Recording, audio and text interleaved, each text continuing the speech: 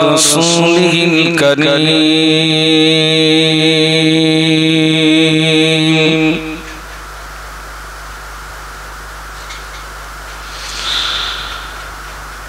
अम्मा फया अय्युहल गादिरून यरहमुकुमुल्लाह।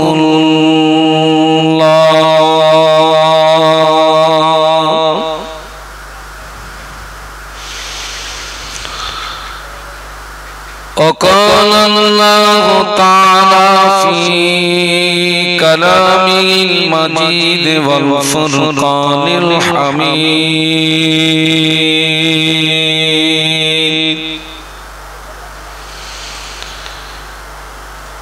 إن الله وملائكته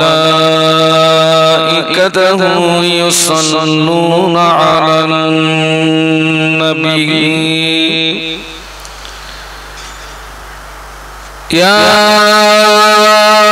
أيها الذين آمنوا صلوا عليه وسلموا تسليما اللهم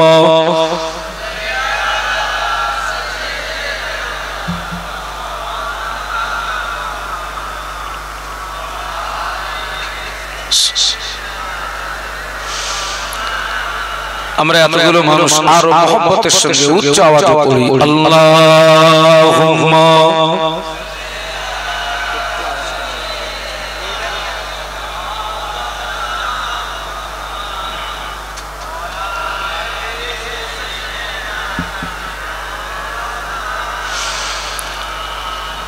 মুহাম্মাদুন বাশারুন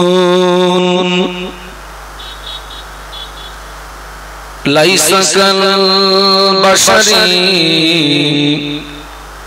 ইয়াকুতুন হাজারুন লাইসা কাল হাজারি আল্লাহুম্মা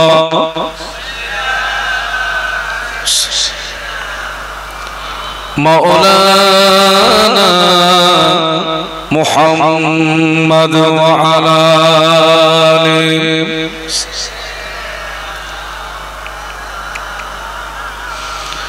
চন্দ্র সূর্য গ্রহ তারা চন্দ্র সূর্য গ্রহ তারা সবই বলে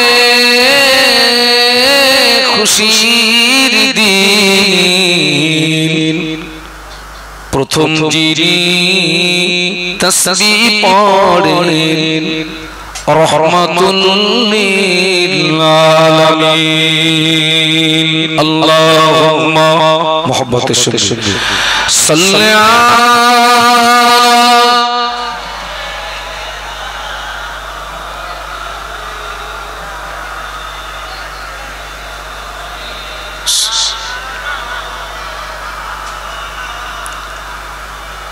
পক্ষীরা সব দলে দলে জাতি ও ভাষায় বলে বলো লা ইলাহা ইল্লাল্লাহ জবান খুলে লা ইলাহা ইল্লাল্লাহ লা ইলাহা ইল্লাল্লাহ মুহাম্মাদুর রাসূলুল্লাহ আল্লাহুম্মা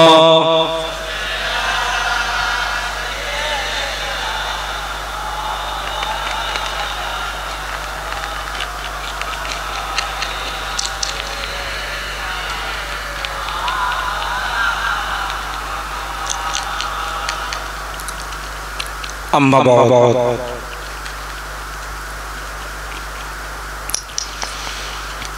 فقد قال الله تعالى في كلامه المجيد والفرقان الحميد বিসমিল্লাহির রহমানির রহিম قل إن كنتم تحبون الله فاتبعوني يحببكم الله ويغفر لكم ذنوبكم والله غفور رحيم قال رسول الله صلى الله عليه وسلم من تمسك بسنتي عند فساد أمتي فله أجر 100 شهيد أو كما قال عليه الصلاة والسلام সম্মানীয় আজকের মাহফিলের নির্বাচিত সুযোগ্য সভাপতি সাহেব, সম্মানীয় উলামা হযরত, সম্মুখে উপবিষ্ট বিভিন্ন গ্রাম থেকে আগত ভদ্র মহোদয়গণ, পর্দার আড়ালে অবস্থিতা পর্দানশিনী আম্মা এবং বোনেরা, আল্লাহ পাকের দরবারে অসংখ্য শুকরিয়া। আজকে আমরা সকলে সৌভাগ্যবান, আমাদের খুশনসিব যে আল্লাহ পাক আমাদের দয়া করে দ্বীন ও শরীয়তের কিছু জ্ঞান অন্বেষণের উদ্দেশ্যে একটি মুতাবারক মাহফিলে উপস্থিত হওয়ার তৌফিক দান করেছেন। সকলে কৃতজ্ঞতা প্রকাশে মুহাব্বতের সঙ্গে উচ্চ আওয়াজে বলি আলহামদুলিল্লাহ। পাশাপাশি প্রিয় নবীর মাজার মুকদ্দাসে জানাই অসংখ্য দরুদ এবং সালাম। আমরা সকলে অন্তরের অন্তরস্থল থেকে বলি সাল্লাল্লাহু আলাইহি ওয়াসাল্লাম। আপনারা জানেন এক একজন বক্তা হলেন এক একটা ফুল, আর এক এক ফুলের সৌরভ এক এক রকম। সব ফুলের গন্ধ কিন্তু এক নয়।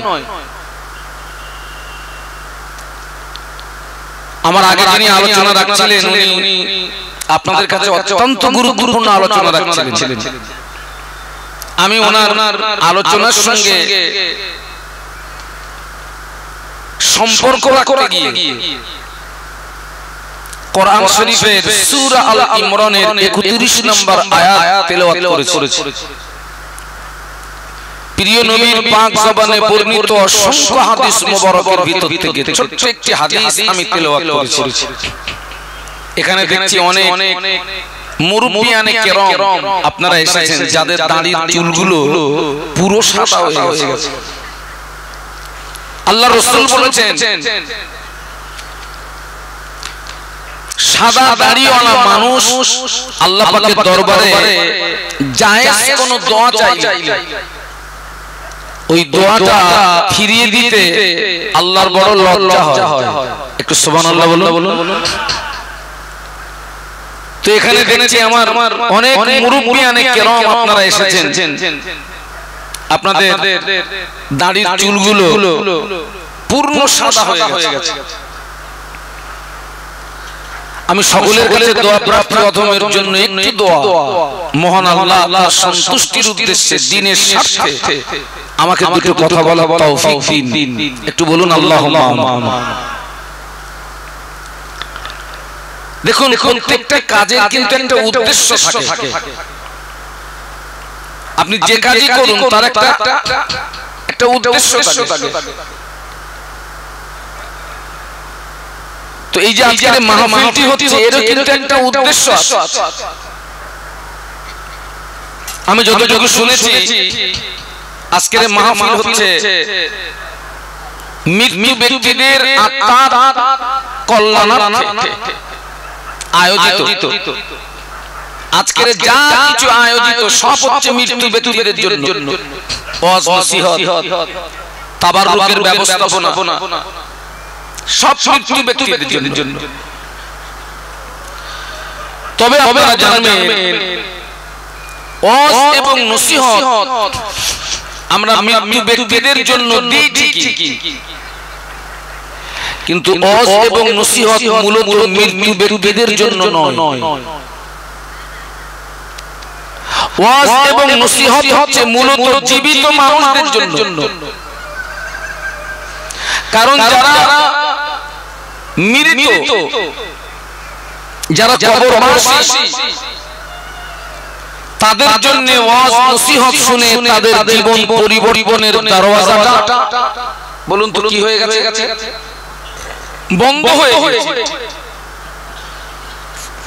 আর ওয়াজ নসিহত শুনে জীবন পরিবর্তনের দরওয়াজা আমাদের জন্য খোলা। মূলত এখান থেকে আমাদেরকে শিক্ষা নিতে হবে।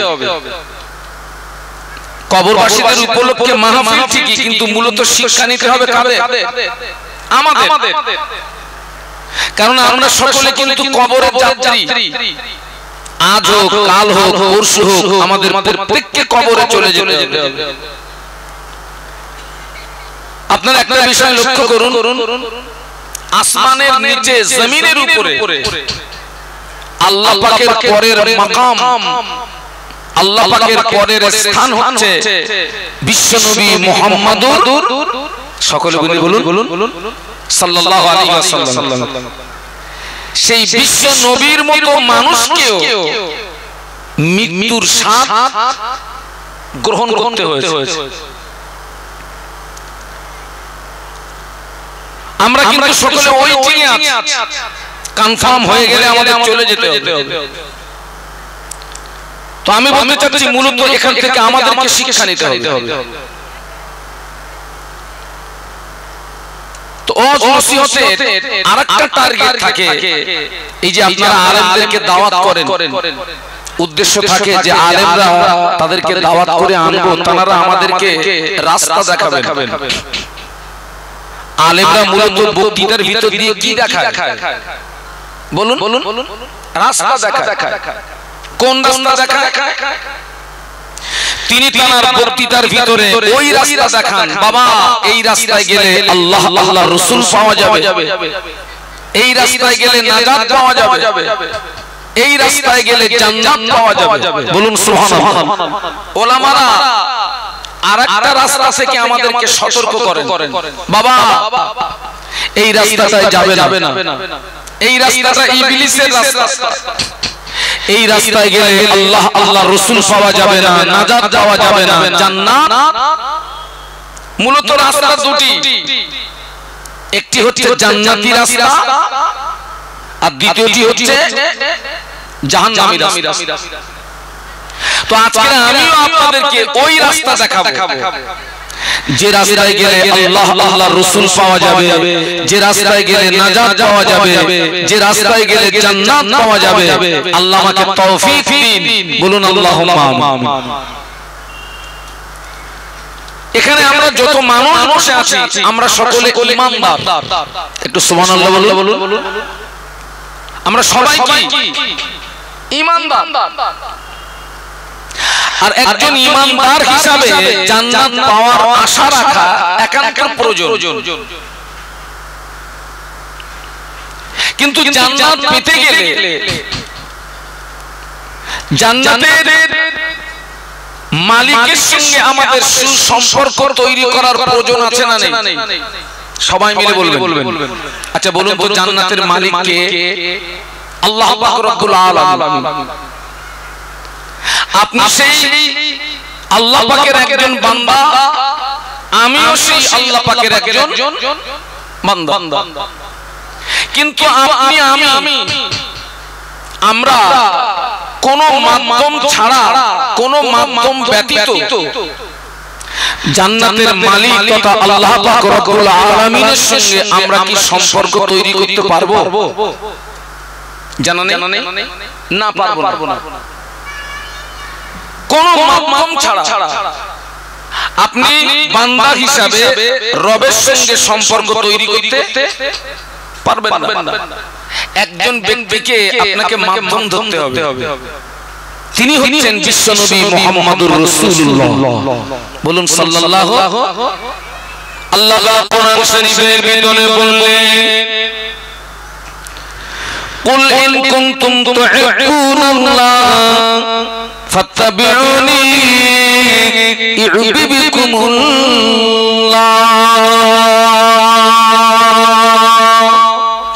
সকলে একটু জবান খুলে বলুন আল্লাহু আকবার। আর একটু মহব্বতে বলুন বলুন। আল্লাহর কথা তো সব সুন্দর, আল্লাহ কত সুন্দর কথা বলছে দেখুন।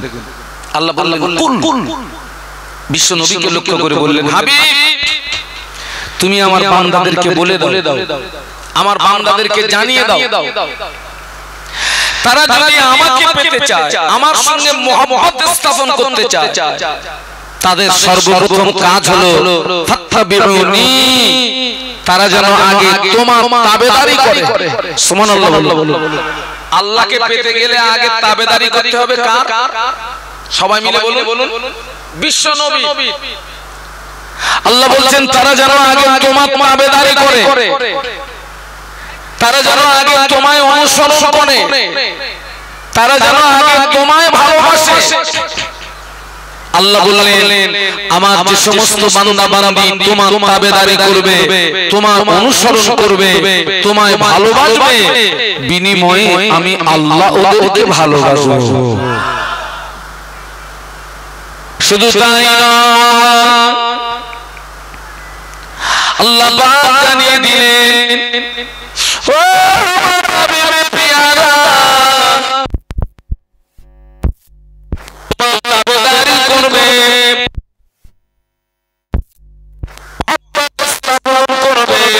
আমি আল্লাহ পাক ওই বান্দা বান্দীদের উপরে খুশি হয়ে, ওই বান্দা বান্দীদের উপরে রাজি হয়ে আমি আল্লাহ পাক ওদের জীবনের সমস্ত গুনাহগুলোকে maaf করে দেব। সুবহানাল্লাহ। আমরা যদি নবীর তাবেদারি করতে পারি, আল্লাহ আমাদের কি করবেন? ভালোবাসবেন। এক নাম্বার, আল্লাহ আমাদের কি করবেন? ভালোবাসবেন।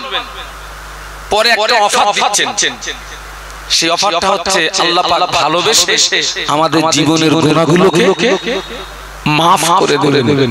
সকলে একটু মহব্বতে বলুন সুবহানাল্লাহ। এখন দেখেন এখানে আপনারা যারা আছেন, আপনারা সবাই ওই নবীর ভালোবাসার দাবিদার। আমিও ওই নবীর ভালোবাসার, নাকি ঠিক তো নাকি? আপনারাও ওই নবীর ভালোবাসার দাবিদার, আমিও। কিন্তু নবীর ভালোবাসার দাবি মৌখিক দাবি করাটা সহজ, আর ওটাকে প্র্যাকটিক্যালে দেখানোটা খুব কঠিন আছে। আর আপনি জানবেন, এ মাইক হ্যালো, মনিটরের আওয়াজ বাড়াও। আপনি জেনে রাখবেন মৌখিক নবীর ভালোবাসা দাবি করে রব পাওয়া যাবে না, নাজাত পাওয়া যাবে না, জান্নাত পাওয়া যাবে না। আমরা যদি প্র্যাকটিক্যালে আসতে পারি তবেই নবী পাওয়া যাবে, রব পাওয়া যাবে, নাজাত পাওয়া যাবে, জান্নাত পাওয়া যাবে। একটু জোরে বলুন, আর একটু মহব্বতে বলুন। নবী পাকের একজন সাহাবী আল্লাহ নবীকে জিজ্ঞাসা করেছিলেন, ইয়া রাসূলুল্লাহ হাবিবাল্লাহ মাতা সাআত, হুজুর কিয়ামত কবে হবে? একজন সাহাবী নবীকে জিজ্ঞাসা করছেন, ইয়া রাসূলুল্লাহ হুজুর কিয়ামত কবে হবে বলুন তো? সবাই মিলে বলুন তো, সাহাবী কি জিজ্ঞাসা করছেন? কিয়ামত কবে হবে? আল্লাহ নবী ওই সাহাবীকে ঘুরিয়ে জিজ্ঞাসা করেছিলেন, ও বাবা সাহাবী, তুমি কিয়ামতের সংবাদ দিচ্ছ, কিয়ামতের খবর দিচ্ছ, কিয়ামতের জন্য কি অর্জন করেছো বলো, কিয়ামতের জন্য কি সঞ্চয় করেছো বলো? ওই সাহাবী জবাব দিয়েছিলেন, ইয়া রাসূলুল্লাহ হাবিবাল্লাহ, কিয়ামতের জন্য আমি কিছু সঞ্চয় করতে পারিনি, কিয়ামতের জন্য আমি কিছু অর্জন করতে পারিনি, তবে আমি আল্লাহ রাসূলকে ভালোবেসেছি। আমি কিয়ামতের জন্য কিছু অর্জন করতে পারিনি, তবে একটা হাতিয়ার আমার আছে। কি সেটা? আল্লাহ এবং আল্লাহ রাসূলকে, আল্লাহ রাসূল কি বলছে দেখুন। আল্লাহ নবী জবাব দিয়েছিলেন, ও সাহাবী, তোমার দাবি যদি শেষ হয়, আমি আল্লাহ নবী বলছি কিয়ামতের ময়দানে ওই দাবি তোমাকে নাজাত করিয়ে দেবে। দাবি যদি কি হয়? সত্য হয়। তাহলে আমরা যে নবীর ভালোবাসার দাবি করছি, এই দাবির সত্যতা প্রমাণ করাতে হবে। বাবা, আমার কথা বুঝতে পারছেন না? এই দাবির সত্যতা প্রমাণ করাতে হবে, তারপরে নবী পাবেন, তারপরে রব পাবেন, তারপরে নাজাত পাবেন, তারপরে জান্নাত পাবেন।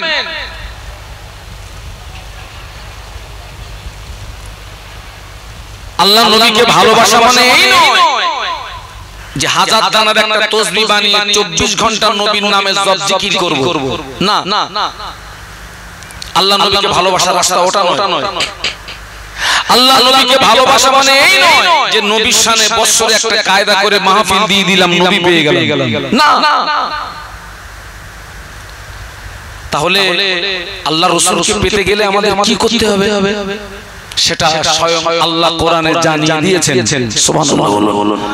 আল্লাহ তাআলা কোরআন শরীফের ভিতরে বললেন, লাকাদ কানা লাকুম ফি রাসূলিল্লাহি উসওয়াতুন হাসানা। একটু বলুন না সুবহানাল্লাহ, একটু মহব্বতে বলুন না। দেখুন কোরআন শরীফ আলিফ লাম মিম, আলিফ হারফুন, লাম হারফুন, মিম হারফুন। আলিফ একটা হরফ, লাম একটা হরফ, মিম একটা। এই তিনটে হরফ যদি কেউ উচ্চারণ করে, আল্লাহ খুশি হয়ে তার নামায় আমলে 30টা নেকি দিয়ে দেন। আরো মহব্বতে বলুন। আল্লাহ বললেন,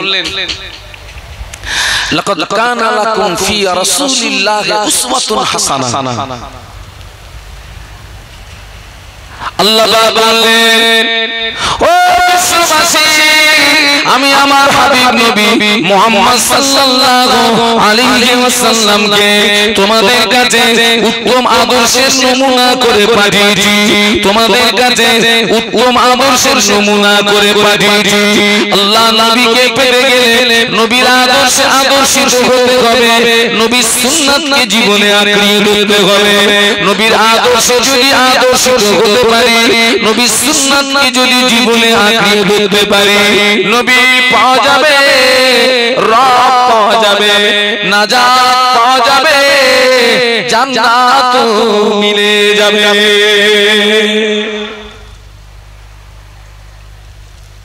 কিন্তু আজকে লক্ষ্য করুন, সেই নবীর আদর্শ সবাই কথা বলবো না, তবে অধিকাংশ মুসলমানের কাছে সেই নবীর আদর্শ ভালো লাগে না, নবীর সুন্নাত ভালো লাগে না।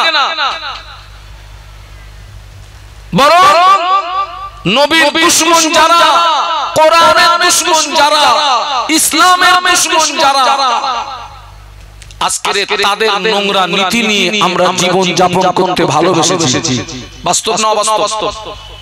অথচ আল্লাহ রাসূল বলেছেন, মান তাশাব্বাহা বিকাউমিন ফাহুয়া মিনহুম। আল্লাহ রাসূল বলেছেন, পৃথিবীর জমিনে যে কওমের সঙ্গে আপনার ভালোবাসা থাকবে, কিয়ামতের ময়দানে ওই কওমের সঙ্গে তার হাসর হবে। সাবধান।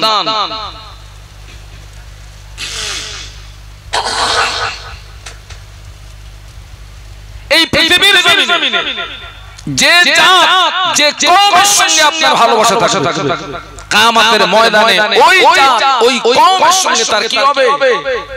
হাসর হবে। আজকের একটা বিষয় লক্ষ্য করুন, আপনারা সকলে শিক্ষিত মানুষ, আপনারা বুদ্ধিজীবী মানুষ।